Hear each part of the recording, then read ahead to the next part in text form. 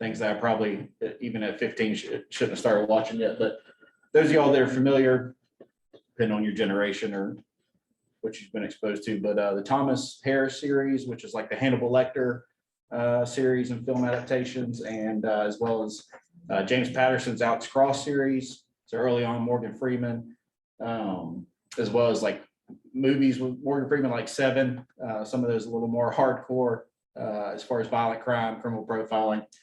And so I was kind of early on and kept with it until I realized, and I'll probably talk about this a little more, the difference in what's glamorized on TV and in movies versus how it really is out there. And quickly changed my focus to more white collar crime, working in an office as opposed to getting my hands dirty at a crime scene and things like that for some of the more nasty stuff that's out there with homicides and working those kind of hours and everything. So. Well, fantastic. Thank you, Jason. So great preview of what's to come as we highlight the area of forensic psychology with one of our psych faculty, Jason Audette, in just a bit. So I'm going to turn it over to Holly and Eileen to share a bit about our 3 psychology pathways to success. So again, I am the pathway lead for biological psychology and forensic psychology. So I'm going to do biological psychology first. So Chad, if you can pull that up. I'm going to talk about the curriculum for biological psychology. And if you're in this program, you may be interested in going furthermore. You may want to be a neuroscientist or something like that when you think of this biological psychology program. But if you're looking at the D2L shell, if you are not if you cannot get this shell, please get in touch with Dr. Angela Griffin or Dr. Lloyd Pilkington so that I can make sure that you are in this shell and you're getting the information that you need. But if you're looking at my biological psychology pathway shell, if you're looking in the news section, I always update different conferences. I think it's very important for students to go to conferences. Usually you don't attend a conference unless you're in a 4-year college psychology program. But here at Midlands Tech, we are breaking the glass and we are looking for opportunities for our students. So here you'll see that the SEPA conference is coming up, which is SEPA. And then you can click on for the program to see what's going to be on the program. You can click on information to register. Now, when you're registering for this conference, it's very expensive, but I put it up there anyway, because if you so happen to find money somewhere, or maybe one of us can find some money somewhere for you to attend, I think it would be a great experience. If you scroll down, Chad, if you scroll down, something that is about your range of money and my range of money as well is right here is Southeastern teaching of psychology, and this is coming up soon. So you have to register for this no later than February 17th. The price for this for students, if you're interested, is $10, and for me it's $20, and so it's very, very cheap because it's virtual. SEPA is not virtual, it's face-to-face, but this will be virtual, and so I have the prices for you so that you can attend and see what is on that. So I think, again, going to conferences is very, very important, because you learn if you really want this field of psychology, and you get to network, you get to meet other students, as well as you get to meet people who are in this profession. So I love the idea that we place that on our D2L shell. If you go to the side of the D2L shell, that's where you will see my the curriculum for it. So biological psychology curriculum program, if you click on that, this will give you all the information you need in order to complete this program. When you complete this program, I do want you to know that any field in psychology, if you want to really work and make some money, you have to continue on. So this is your first stop. This is your first step to get where you want to be. And so this is your first step. So remember, you got to do some other schoolings now. So you have to go to undergraduate, and we'll talk about transfer in a few minutes, and you have to, if you have to do graduate as well. But I don't want to scare you, but I'm just telling you and being truthful. But if you want to complete it here, you have 60 credit hours. The only thing that will change that I want you to be aware of is the history. The history, we are changing the history because we want to make sure that we are following through with the state recommendation. And so that history will change in the fall, but you can go on and you can see the courses that you will need. The good thing about the courses at Midlands Tech that you are taking and spending your money for, it is going to be, it will transfer and you can use it at a four-year college, and you won't have to be at a four-year college very, very long. It won't be 4 years to get another degree. And so that's the good part about it. But these are the certain classes that you will take. You will definitely take for your first semester. If you can scroll up, you'll see that College 105 is there, that freshman seminar. And it's a very, very good program because in that program, it's offering you information about psychology that you may need. But the other courses you will see, and you can go semester by semester with that. Once you complete this program, you can transfer to different colleges for the biological. Chad, if you can click on transfer articulation, and let's look at what that looks like. You can go to course tools and go to content to go to it, or you can stay at course home and just scroll down and you'll be able to get it. But if you're thinking about transferring to a four-year college so that you can get in the field that you would like to get in, if you can scroll down, you can see the courses. And this is what's unique about this articulation that we worked on hard this past summer, is that you can go to Lander University and you see where you see marks on like English 101 and 102. If you take those courses at Midlands Tech, then you don't have a lot of courses that you would have to take at Lander. And Lander is offering you a degree to be in their degree program, but also Lander is offering our students some type of scholarships that you can apply for. Now, you know, you got to apply for the scholarships, but you'll be able to apply for those scholarships at Lander. And we feel very comfortable with Lander and what they're going to offer. But if you keep scrolling down, you will see all of the classes that you'll have to take in order to complete Lander. And also with this, when you finish with the biological psychology program here at Midlands Tech, not only can you go in their psychology program at Lander, but you can also go in their human services program. So that is very, very important. And all that information I left up there so that you can see it. Any questions about the biological psychology before I get to the forensic? Usually you will see volunteer opportunities for the biological psychology, but I don't have, because I really want some, I want agency that will allow you to go in. And since we are in COVID, there's not that many volunteer opportunities. So you will not see that on this page, but hopefully when we open up in the near future, if you're interested in volunteer work, you will be able to do that. If you go back to the home page, I do have summer internships. It comes across with our emails that we get certain programs. Thanks to Angela, she will send those internships. So if you want to intern in the summer, you can keep going. This one was last summer, but it was an internship, and look at the funding, and there's a sign-off day. Like last year, you had to apply for this by February 15th, but it gives you all of the information. So also we will present different internships for you if you are interested in doing internships. Do I have any question about biological psychology before I go into forensic? All right, Chad, if you can find the forensic. And I promise I'm not going to be up here all day, so I'm going to do it short and fast. If you can get to forensic, this is forensic. Mm-hmm. All right. So they look the same. For forensic, same thing. Since I am pathway lead for this, I have the different conferences on this side so that you can go to the conferences. Remember, that first conference is in March, but it's a bit expensive. And when I say expensive, I'm talking about 150 or 140. I can't remember the price.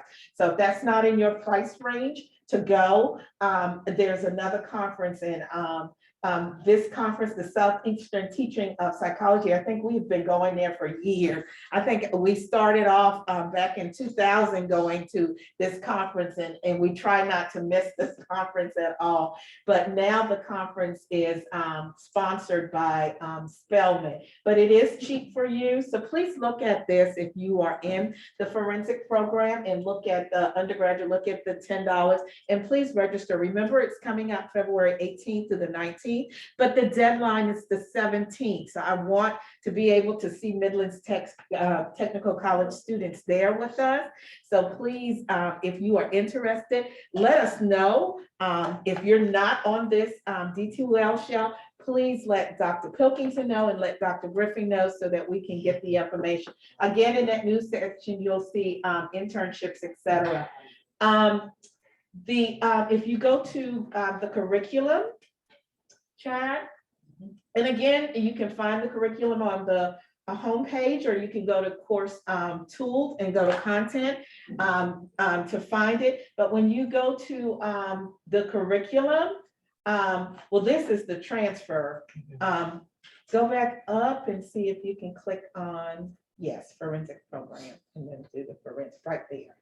Yes, if you do this, it tells you what you need in order for forensic psychology in order to complete this program here at Midlands Tech. So make sure that you go on and you look at your course. I tell students, don't leave it up here on the computer. Have it here, so that you'll know that you can check it off every time you do a course, and know the grades that you make in the course. Put it in a corner and say, oh, I took general psychology and I made a B, or I took human development, Psych 203, and I made a B. Know the grade that you make, because if you want your grades to transfer, you cannot have anything that's under a C when you think about transfer grade in the course like psychology, etc. So very, very important when you think of that. Can you go to the transfer articulation real quick, Chad? So with forensic psychology, you'll get to hear, I'm not going to talk about jobs because I don't want to steal his thunder, but you'll get to meet an adjunct professor that will talk to you about the careers in forensic psychology. I am over that program, but when you go through the shell, you will see the articulation agreement that we made with Lander University. Again, if you go to Lander University, they are going to honor your courses. They will make sure that you don't have long, because we know that college can be very expensive. And so we don't want to waste our money. We want to make sure that we're finishing and that we are going. But you'll see what they are requiring. And again, that history part will change in the fall. But you see those courses. So go here and check your courses, just like in biological psychology. You'll see what the asterisk means next to those classes. So those are very, very important. You won't have long to graduate.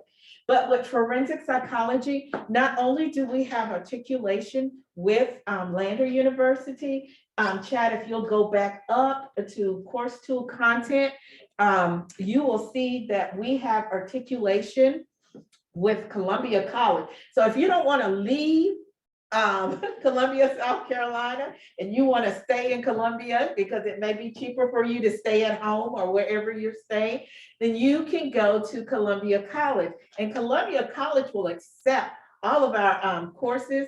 And the thing about Columbia College is you won't have long to complete that course as well. When I say not long, I really mean you don't have long to complete that program. And they also have internships that you'll be able to do to get in that field. We also have an articulation agreement with Newberry College as well in forensic psychology. And I have that up there too for you to review. But those are the courses and articulation agreements that we have. We're so proud of giving our students not only a start, but a place to go to after they leave Midlands Tech to make them successful in their journey. So I'm very, very proud of what we're doing here at Midlands Tech. We have some awesome professors, doctors, awesome. And we're all doing something different in our class. That's how unique we are. We don't do the same thing. So if you are interested in being in any one of these programs, please let us know. If you're not on this shell and you're not getting this information, please let Dr. Griffin know and Dr. Pilkington know so that I can make sure that you are getting the information that you need so that you will make sure that you'll be successful in your journey. Good luck in your journey. And if there's anything that I can do for you, you can definitely please reach out to Eileen Price. I am in the directory. It's not hard to find. So if you need me, just let me know. But it's a great joy to be here. And I want to say good luck to each and every one of you. Thank you. My name's Holly Beard, and I am the Applied Psychology Pathway Lead. So I'd like to extend a special welcome to Applied Psychology students. Please check your D2L account and make sure that you have the Applied Psychology shell, if that is your major. I maintain that shell. The Applied Psychology Pathway is a good pathway for students interested in going into counseling areas of psychology, clinical psychology, developmental psychology, social psychology, cognitive psychology, industrial organizational psychology, human factor psychology. The sky's kind of the limit with applied psychology. So when we created this pathway, I want you to know that we had two goals in mind. Our first goal was to allow you to get a degree in psychology in the minimum amount of time possible. Our second goal was to make sure that we considered every university's transfer requirements so that you could get as many transferable credits as possible while here at Midlands Technical College. So in the Applied Psychology Pathway D2L shell, I also post information about conferences, just as Ms. Price was mentioning. I have transfer information to many different universities. We have students who transfer to USC Columbia, USC Aiken, Clemson University, College of Charleston, Winthrop University, Lander, Newberry College, Columbia College, Presbyterian College, just about any four-year institution that you can imagine. We have students who transfer there. And our applied psychology pathway degree transfers very nicely to universities. All right, so in the shell, in the D2L shell, not only do I have conference information and transfer information, but I'll also have a link to the degree program so that, as Ms. Price was saying, you can use it as a checklist to make sure that you've completed everything that you need to. Yep, and I have transfer information to all the universities that I mentioned. If you are curious about transferring to a four-year institution that is not listed in the shell, I would be happy for you to call me and I will give you all the information that I have about that university. I also will post any sorts of volunteer opportunities that I hear about that would be relevant in the field of psychology. We highly recommend that our psychology students volunteer in any sort of service opportunity that relates to psychology. It looks great on your resume and looks great for your transfer to a four-year institution or even for a graduate school application. Just wanted to wish you the best in this semester at Midlands Tech. We are so happy to have you, and I would be happy to help you with anything you need if you are part of the Applied Psychology Pathway. Thank you. Thank you so much, Holly Beard and Eileen Price, our wonderful pathway leads, faculty leads for our applied forensic and biological programs here at Midlands Tech. Let's hear about the student experience now. We have with us Mackenzie Powell, one of our fantastic pathway students, who has some wonderful things to share with you about what it's like to be a student in one of our pathways to success here. We also want to hear your questions as well. I certainly have some from students who've shared those already, but since you're here, we'd love to hear from the audience. So there'll be an opportunity to do that in just a moment. I'm gonna let you, Mackenzie, take a moment just to share a bit about your story, if you will. Hi, I'm Mackenzie. I am a forensic psych student. This is my last semester at Midlands Technical College. I got into actually both Columbia College and USC, so I have a big choice to make. I can honestly say that I don't think this experience at Midlands Tech could have gone any better for me. I was allowed a lot of really cool opportunities. I am now part of the National Society of Leadership and Success, which is pretty cool. I don't know if you guys have heard of it. And Phi Theta Kappa Honor Society, which is also pretty cool. I've gotten opportunities like this. I never expected to be on a panel for anything in my life. So this is definitely a pretty cool moment for me, even if it's not a big crowd. But I really enjoy all my classes at Midlands. I actually have Dr. Pilkington right now for abnormal psych, and that is a pretty cool class. I definitely recommend taking Dr. Pilkington's class. I don't know, I just kind of love it, and that's not me trying to sell it. It's just pretty cool here. I love it here. So yeah, that's about it. Thank you so much. We really appreciate that. Questions from our audience here from Mackenzie. What do you want to know about the student experience? I certainly have questions, but we'd love to hear from you. What was the honor society you got into? The National Society of Leadership and Success. What did you have to do for that? They actually reached out to me. You have to do a leadership training day, which is a few hours. They do it virtual. You have to do like an orientation kind of meeting day, which is also a few hours. You have to participate in a few like broadcast meeting kind of things. They have special speaker events that you have to participate in, and you have to meet with like a group of other people who are trying to be members and talk about certain goals and things that you want to do with psychology or whatever you are majoring in. It was actually pretty cool. I got to meet a lot of people, even through Zoom and meetings and stuff. Thank you, Mackenzie. Other questions from our audience here today? Yes, please. With all the different types of psychology, what draws you to forensic psychology? What drew you to? That's a pretty good question. I think I just like the law aspect of it. I like all of my criminal justice classes a lot, and I don't think I would have gotten that in the applied pathway or the biological pathway. It is pretty cool to learn about the way that our judicial process works and all that. And I was interested in the beginning in actually maybe becoming a lawyer one day, but I don't know if that's my plan anymore. But yeah, I think that's part of it. Good questions. All right, I'm going to our virtual questions then, please, if you don't mind telling us a little bit more, Mackenzie. A number of students would like to hear what is one of the best things about being on one of our psychology pathways at MTC, but what's also one of the most challenging things? I guess honestly, I have not had a bad experience with any class. I've had some pretty cool professors. Dr. Belton is pretty great.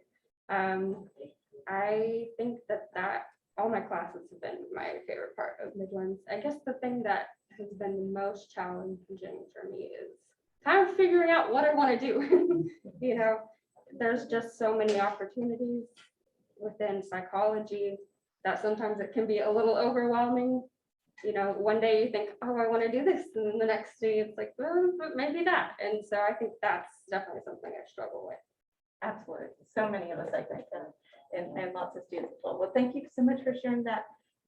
One other question that a number of students wanted to hear from you on is, would you mind sharing a bit if we have students who are considering participating in our psychology mentoring program, which is available to our students on our 3 pathways? What would you say to them about the mentoring program? How did you decide to do it? What do you enjoy about it? Why did you decide to do it? I guess like I said, Midlands has allowed me a lot of opportunities, and I've found the more I've taken, the more I've been able to figure out what I kind of want to do, dreams, goals, future, that kind of thing. And so I was like, why not? Honestly, why not? It was a good opportunity, a good chance to help me get a step further to where I want to be, you know? And I can honestly say it has helped a good bit. I got to talk with you multiple times about a bunch of questions I had, even just about transferring, like I'm sure a lot of you guys have. I think that it's just been another cool step towards where I want to go. Yeah. Wonderful. Thank you, Mackenzie. Last one, I promise, unless we have some more to add here, y'all don't be shy. What advice, you know, you have 2 schools to choose from that you've already heard from. What a wonderful thing. What a very great position to be in. You've made so much progress through our program here and with all the wonderful resources and people here. What advice would you look back and give to yourself when you first came to Midlands Tech, knowing what you know now? I guess kind of dive into it. I was terrified to start college. I took a gap year because honestly, I was terrified of failing. I was terrified of getting to school and being like, well, this was as big and bad as I thought it was going to be, and I can't do this, and I'm going to have to work at McDonald's for the rest of my life, you know? And I guess I would just tell myself that it's all going to be okay, that you can figure things out as they come. It doesn't have to be this big, giant thing that you're staring in the face of. I think that's another reason that I like Midlands, is that it's 2 years. And then now my 2 years is almost up, and now I can kind of decide, okay, what's the next small step? So it's not as big as staring down a 4-year university and grad school and all that all at once. It's small steps towards goals. And I also think that that's helped me kind of figure out what I want to do with life. It wasn't too fast, it wasn't too much. I was able to kind of chip away at things, if that makes sense. Absolutely. Well, thank you for sharing such a common experience, common fears we all had when we were students. But being a great example and a model student for all of us, and reminding us of all these important words of wisdom. Thank you so much. Let's take a moment and shift to our spotlight on forensic psychology and talk with Mr. Jason Audette, who's an alumnus of MTC and one of our psychology faculty. I'll let you do a brief intro and share some insight on forensic psychology and your career path, and then we'll go to questions as well for Jason. Okay. So as you know, I ramble, so you put up the wrap it up sign or something, let me know if I'm, so just to give y'all a little background on myself without going into a bunch of things on my resume, my CV, but to be able to relate it better to y'all as far as the pathways and transfer and articulation, things like that. So I actually took some classes here at Midlands Tech, and then went for 4 years to Newberry College. And so as far as what Newberry offers now as a forensic psychology pathway, at the time, it wasn't called that, but what they did offer and what I completed was the pre-law program, because I too wanted to be a lawyer, make that money. And, but also, so my major was in psychology, I had a double minor in criminal justice and political science. And as I said, as part of the overall pre-law track.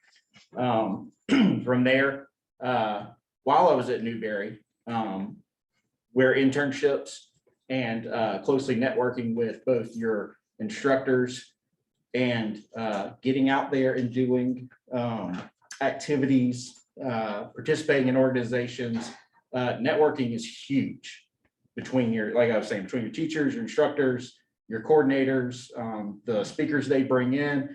They bring in a speaker, get that speaker's business card, email them, bother them, which y'all got for internships. I got questions.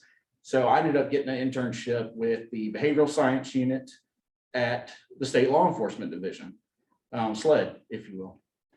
And keep in mind, when I was coming up, so I graduated in the early 2000s. And so I was part of that generation where shows like Criminal Minds had just gotten hot, and even movies that kind of were older, like the Silence of the Lambs movies and things like that. They were always referenced and kept being brought back up in your forensic psychology classes and your criminology classes and those curriculums. And so behavioral science unit, what else? Behavioral analysis unit at the FBI, the violent crimes, the VICAP unit. So the interest, and it still obviously is there today. But when I was coming through, that was big, criminal profiling. So I went and did my internship at SLED with their BSU, and loved it. Wanted to keep on, went to graduate school. So the profiler I spent my most time with, he was just finishing up his master's at Charleston Southern University, their criminal justice master's program. And I said, oh, that's what I want to do next. That's the next step I want to try to achieve. Went there, completed my master's, and just, as she so eloquently put, just kept taking bites and working at that elephant, and getting involved in this organization or working on this certification. And you can't do too much or have too much in your portfolio. With what I've done in my career and what I continue to utilize as far as tools and my formal education. So not only do I have a background in criminal investigations, but when y'all think of forensic psychology and or criminal justice or criminology, I want you to also think of, you pull things from cognitive psychology, especially in the interview room, social psychology. For those of y'all that are interested in chasing and catching serial killers, you're certainly going to use abnormal psychology, psychopathology, and certainly psychopathy. You look at from the beginning when they were a child, what they were exposed to. I've done a tenure with the Department of Social Services with their investigative unit, working with abused and neglected children and vulnerable adults, and as well as those that suffer fatalities. You look at developmental human development psychology, working things like internal affairs or employee relations type investigations, human resources. So you pull from all of the social and behavioral sciences, and even some of the other cross-disciplinary schools and divisions within where you're getting your education. So just keep in mind, it only makes you, as people will tell you, more well-rounded and interdisciplinary. And as Mackenzie spoke to in detail, keep taking those baby steps. Take a bite at a time of the elephant, work your way through it. You got nothing but time. And obviously, as she has, if you work at it, you'll complete those goals. It looks intimidating in the beginning, but as you get older, you'll figure out, looking back at college classes and things like that, you're like, wow, I wish I could go back and do that again. That was the easy part. Well, let's take a moment and let the audience share some questions. We've got a bit of time to go to questions with Jason, and certainly I've got some from our virtual participants as well. Folks who are here, though, questions for Jason, anyone want to share? Yes, please. What was your favorite part about working in SLED?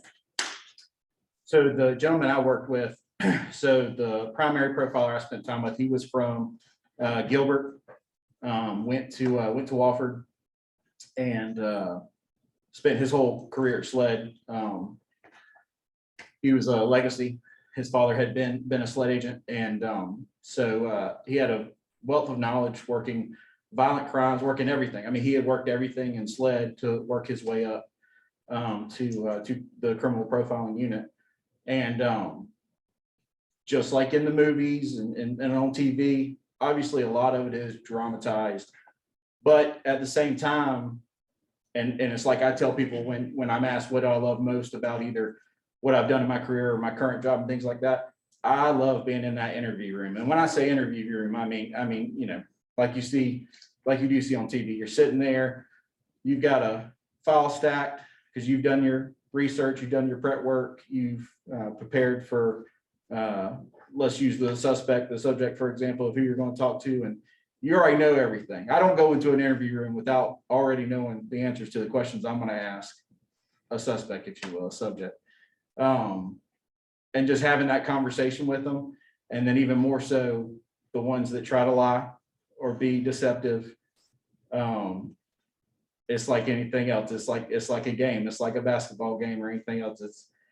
It's thrilling and exhilarating. And it makes every day worth getting up and going to work and loving what you do. And you know, like people will tell you, if you love what you do and you work hard at it, and it starts to become easy to you, and then it's not so much work. I mean, it's what you enjoy, especially since you spend at least a third of your time doing that every day. So I didn't get too off track from your question, sorry. Thank you, just did. That's wonderful. Another question from our live audience, Jess, what do you? Yeah. So what's a typical day like? I mean, do you work on like one case for weeks at a time, or are you juggling multiple cases at once? Just like what's your typical day like? Sure. So what I do now, in the agency and the job I'm in, and now without going into too much detail of who I work for and things like that, but I supervise our investigative unit. So I've got 2 investigators that work cases. So I manage and monitor those cases. Sometimes I'll assist on them, and sometimes I will work certain cases, especially if, depending on how sensitive or how quote unquote high profile and what I do now in that kind of world. I'll either work them or definitely assist on them. But not only do I supervise our investigative unit, but I'm also over our physical security program. So as far as like crisis management training, intruder situations, active shooter or active threat, emergency bleed control, stop the bleed. I coordinate and supplement that training for our all of our agency staff. We've got an agency of about a little less than 70 employees now, state agency, state government agency. And I also manage the fraud detection program. So not only when we're working the type of cases we do, if we suspect potential fraud, in addition to going ahead and building at least the administrative preparatory work to eventually go to a criminal investigation, or as far as go for potential prosecution, I coordinate with again, without going into too much, but the trying to keep it separate. But another state agency that's primarily what they do on the criminal side. I serve as like the liaison point of contact with that. What else? And so a typical day is always different. I sit in on a bunch of meetings. Anybody that's familiar with LLR's investigative unit, they have something called investigative review committee. We have something similar where we have a person who works a case, not before this is before it's been referred to my office, but they manage it. And then we have an investigator, and then we have maybe someone at the management level and someone with legal counsel, and we sit together and discuss the facts and make certain decisions and recommendations on the cases based on, again, what it is that we investigate. And working with local law enforcement to come in, coordinate training, like I said, on active shooter, you name it. Going downtown to, like I said, the partnering agency and working on them for a prosecution for a criminal investigation.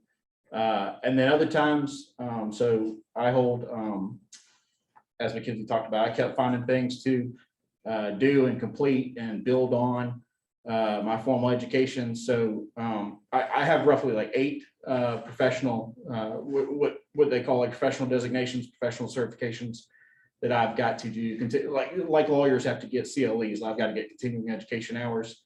So a lot of continuing education, professional development, training to maintain those.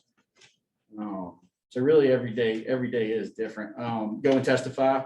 Certain cases we go and testify before a judicial body. In a nutshell. All right, let me give you one of our questions Sure. from our virtual audience, Jason, what are some of the biggest environmental influences that you see play a role in people's criminal or just bad behavior? So if I understand what it's asking, for those of you that have done any coursework in forensic psychology or criminal justice criminology, and specifically either white collar crime or organized crime, you may have heard of. So it's been around for a while. There's been the fraud triangle, and then more have displayed the what they call the fraud diamond. Now, kind of we're added a fourth part to it. But as far as the original triangle, you got perceived opportunity, rationalization, and of course, going blank on the third right now, but things like, for example, and again, looking at occupational type crime. And even then, don't just box it into crime. Think of it as overall wrongdoing. Maybe a violation of administrative policy for somewhere you work, or look at it just on a grander, it may be an ethical issue or an issue of morality. Wrong's wrong. And so with where the opportunity comes into play is if you're in a position, and that's why you'll see a lot of organizations and entities have positions and have separations of powers. So, as far as things like money, the same two people aren't working with the money the whole time to where it's going to be easy for them to steal it or do some paperwork that is fraudulent for the records they have to file. Rationalization. So I worked food stamp fraud, welfare fraud for a while for the Department of Social Services. As you can imagine, and kind of like a lot of theft. And here's something else. When I walk into an interview room, I start off with like, look, no judgment. I get it. Like there was only one entity on this earth that was perfect, and ain't none of us are. We're all human. We all make mistakes. And so I make sure, as far as what you'll learn in the classes with forensic psychology, you build a rapport with someone because you want them to tell you what they did, why they did it. You really want to know that why. And but I'm truthful. Hey, no judgment. You know what you did. I know what you did. Let's just talk about it now. Get it off your chest. Confess, both in the investigative sense and in the, for a lot of people it is in the spiritual sense too.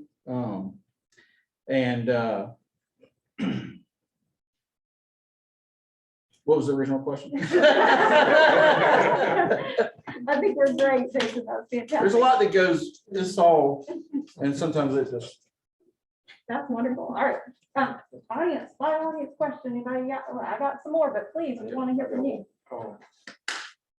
As far as forensics, I like to use the phrase to sort of get in my mind by the Tootsie Roll commercial where everything becomes a Tootsie Roll. Once you got into the job, do you just see forensics into everything? Were you just casually talking to people, or you kind of analyze them or thinking about your job? That's a good question. So I do. I have come to now when I start meeting people or learning about them, there are certain things I'll ask them to go ahead and get an idea of what they've done so far in life. And I don't mean like as far as like what bad they've done. I mean just like so for example, like I'd like to know if someone has children.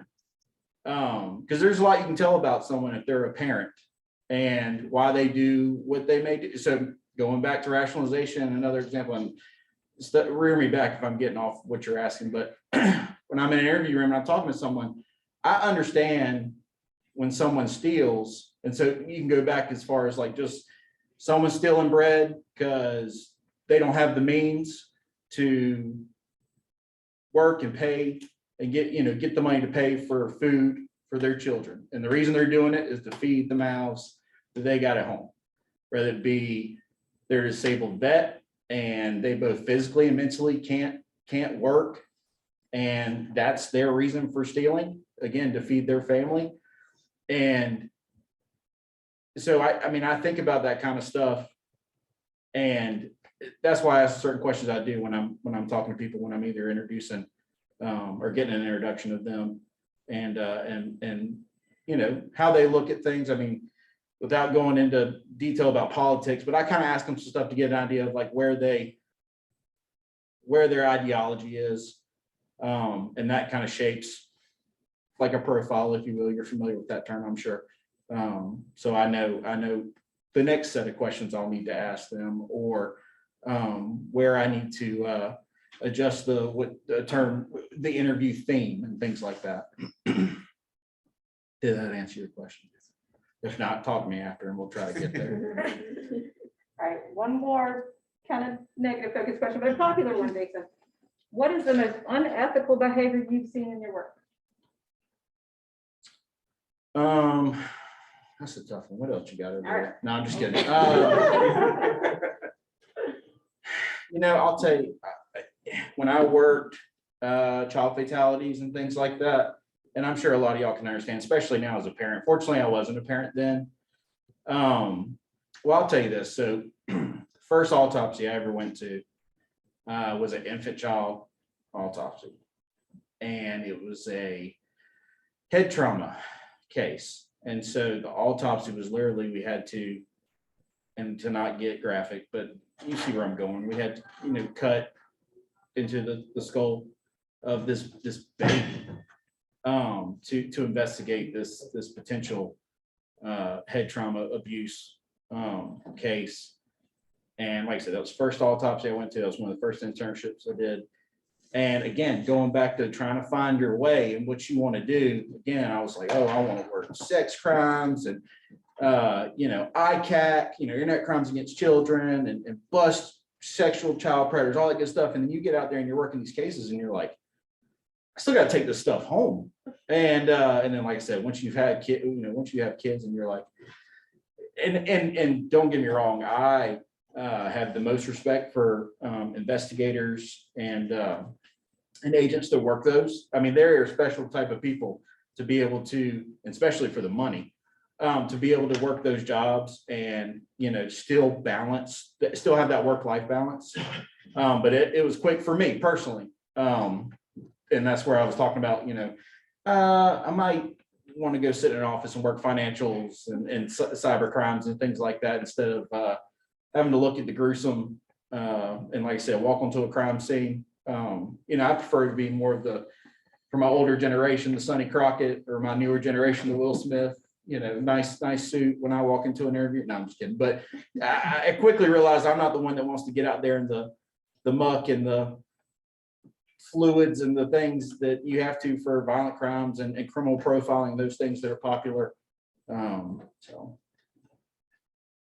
right, Jason, we've got time for one more question to balance that one out a little bit, and then we're going to open things up for the remainder of the time to questions to all of our panelists. So be thinking about the questions. So what's the most fun thing about your job? What do you enjoy the most? So going back to the interview and talking to people, psychology, you know, it could be about anything. And as you can see, I'll ramble on forever.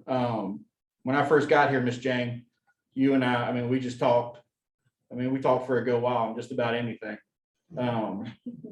Which she's easy to talk to for one, but two, I like to think, and I'm not trying to toot my horn or anything, but I've said this before in other speaking engagements.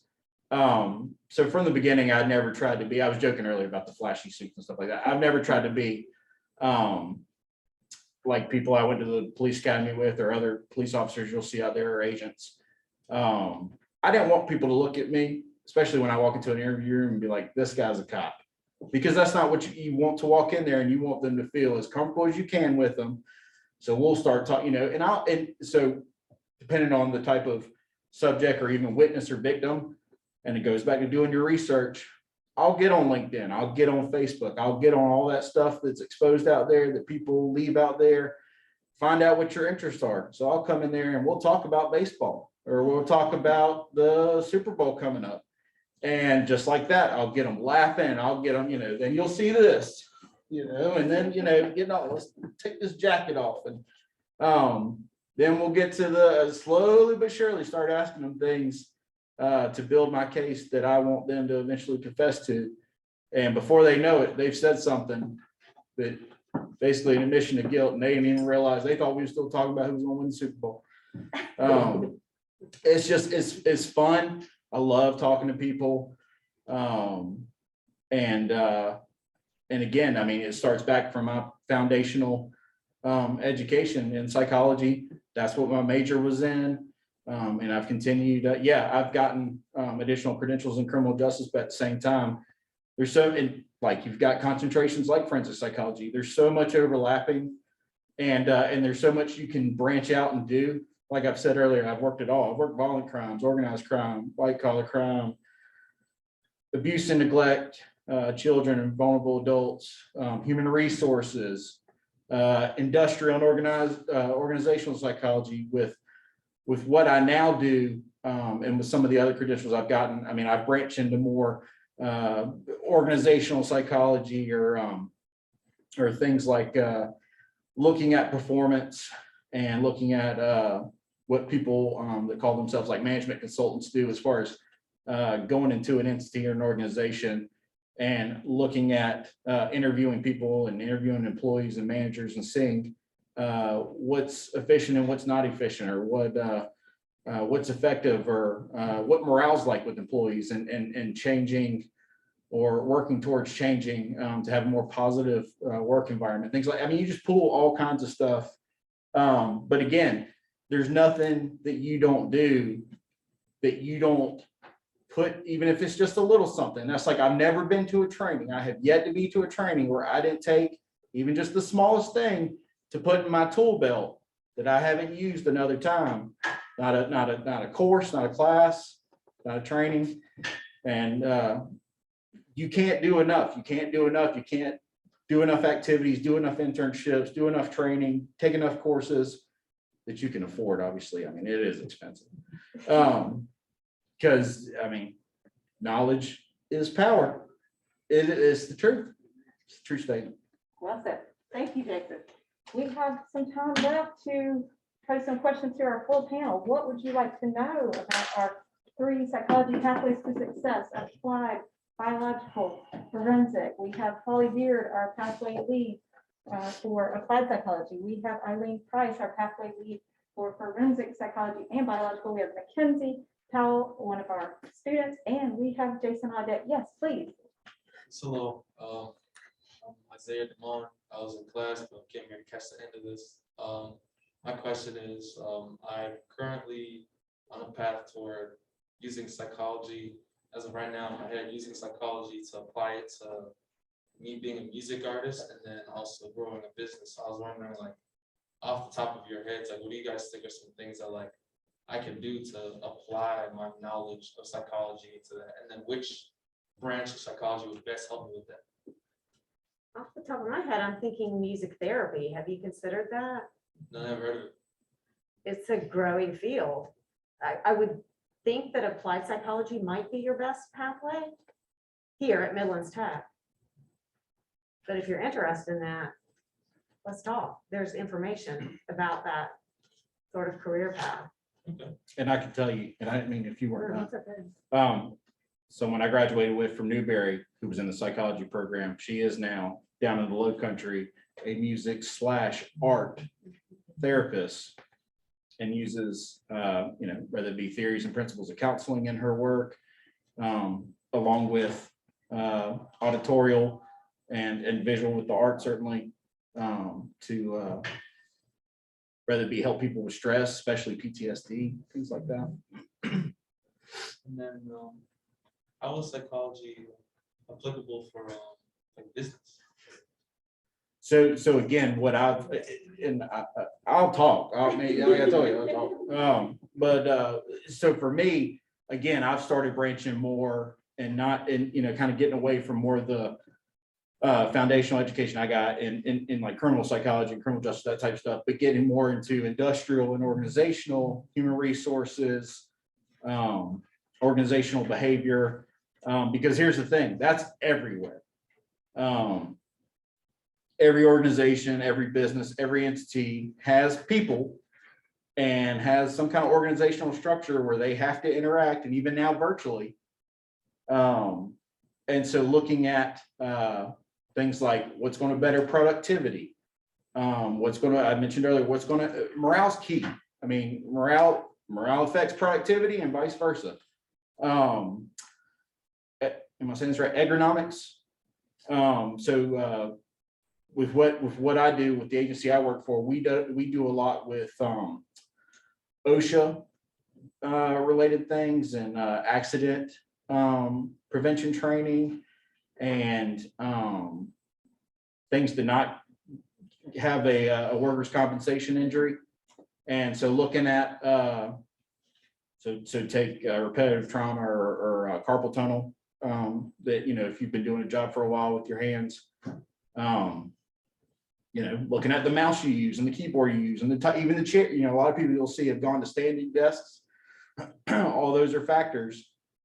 Again, that's everywhere, business, entertainment, and you use psychology every day, morning, afternoon, and night. Sorry. Other questions for anyone on our panel? Please. I'm sorry. Applied psychology and biological psychology, what are the similarities and the differences? Go ahead. You take a lot of the same classes. The biological focus is more on neuroscience, and at Midlands Tech, you would take some higher level biology classes. Like medical, if you're thinking about the medical field and using psychology, then definitely biological is where you're going. Counseling is more so with applied psychology. If you want to be a therapist, that's more of the applied psychology. So how would psychology apply to the medical field? You can become, when you think of psychiatry, psychiatrist is a medical doctor. So he has his MD, but what he does is he prescribes medication. So you got to know more about that science part. So when you think of taking more science for the biology,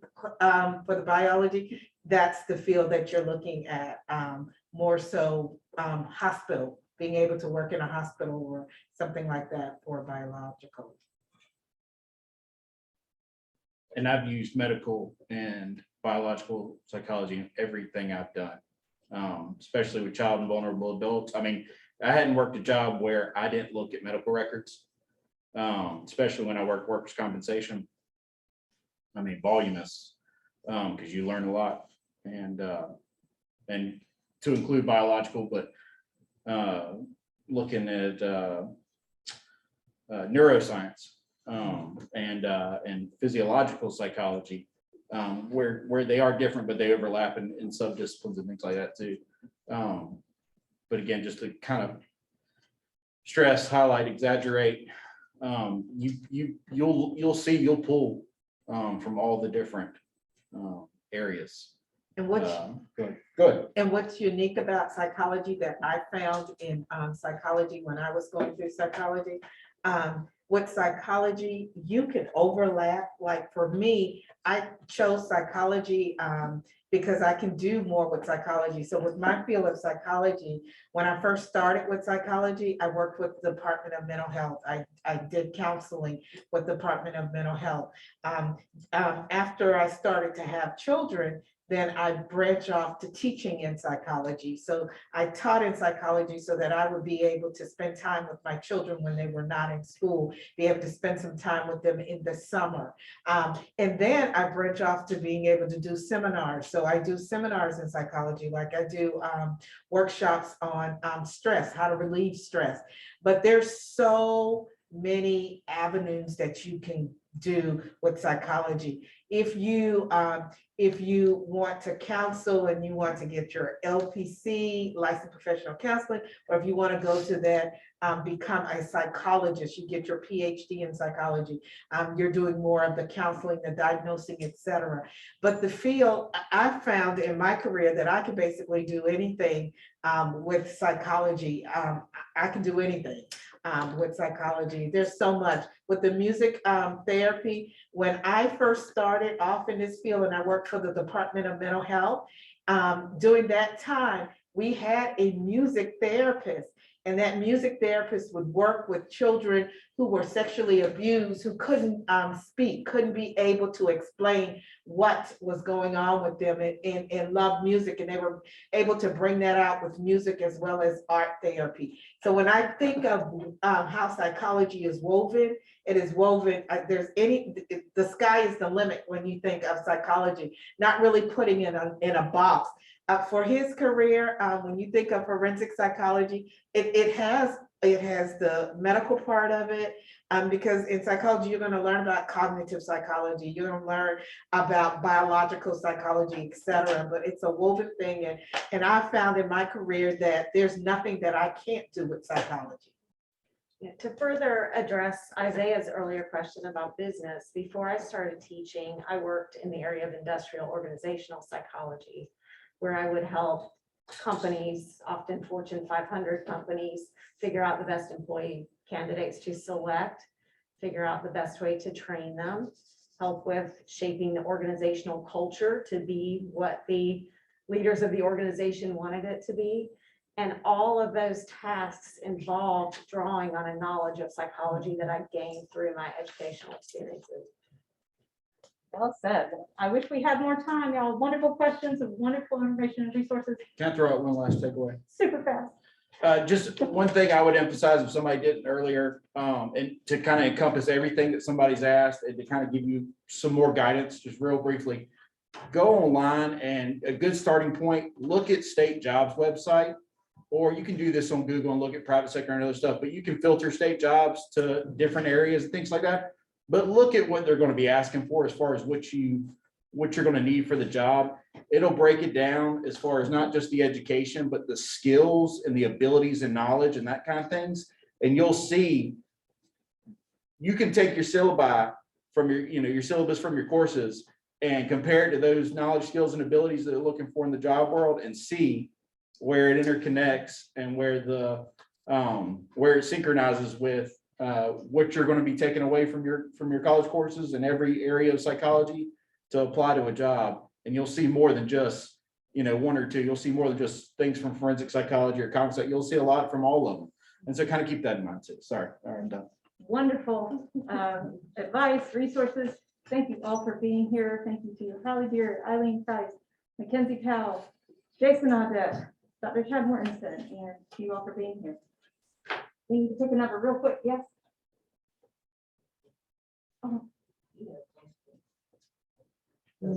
Oh. I understand we have to pause that for real fast. Thanks. All right, and I'll pick a number and I'll tell you the name.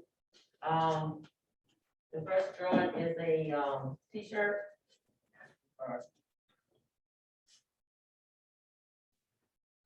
This text. And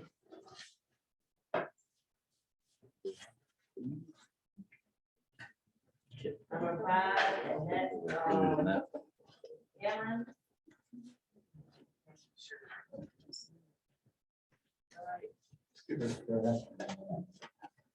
Next number is 7, and that's Isaiah.